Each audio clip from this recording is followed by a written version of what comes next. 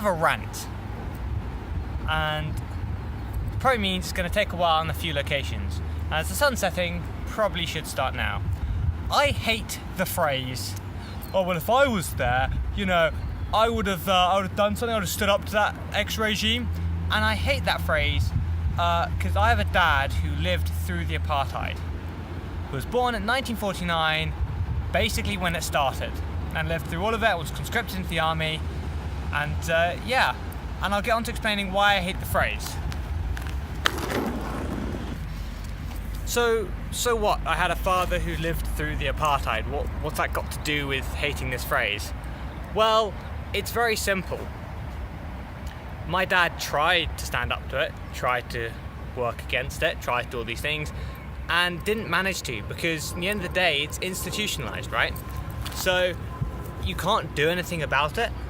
You can only live your life, and if you try to do something about it, what's there? Detention camps, re-education camps, army, prison. They're right. If you if you walked on the wrong side of the street, you could be, depending on which police officer's walking down the street at the same time, arrested and put in solitary detention for however long they want, on the grounds of potential treason. No evidence required. And you're telling me you'd happily, voluntarily give up your whole life, everything, literally everything, when your life actually supports other people? You're telling me you'd let that all slide away? Come on, get real.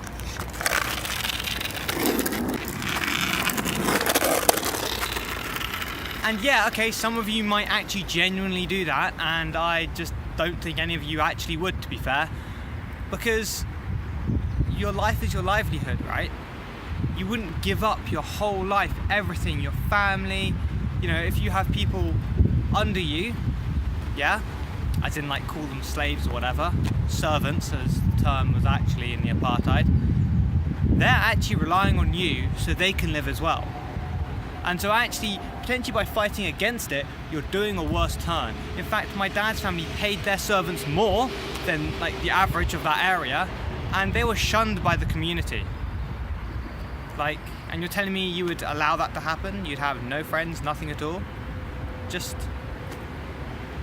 they didn't even teach this stuff in schools. They just let the society perpetuate itself so that they didn't need to teach it. They didn't teach you, well, these people are X. No, they just let you learn it by seeing the world. You'd walk to the post office, and there'd be two entrances. You take the entrance to do with your colour. That's how it worked, and you just learnt like that. So when you're kids, you're little small kids, you played with people of all different races. But as you grew up, you started using different entrances at the post office, started using different buses, so you just lost contact with people. So I guess in conclusion, it's not a case of wanting to do something or not being able to do something. It's less the ability to do something. So I guess the idea that actually, if you can support those around you who are in trouble, and if everyone did that, it'd be fine. But the fact is, that isn't going to happen. And so I hate that phrase simply because actually it's an impossible thing to do, or to know, in fact, until you're in that situation. And as my dad lived through that situation, well, he kind of knows, and he tried, and he ended up moving to England so that he wouldn't get into more trouble, so that he wouldn't end up in prison and all these different things. So I guess my ending point is the only way to fight a system like that is to just not be in the place where it is. There's nothing from internally you can do, because you can the government can arrest you, imprison you for a limited amount of time simply for walking on the wrong side of the street. But the next day, if you do the same thing and it's a different police officer, they won't arrest you. There's no knowing what counts as a crime at what time. It's not legislated, it's not written out. It just happens. And I guess the concluding point is, if you're in a situation like that, leave where you are, emigrate. The world's a big place.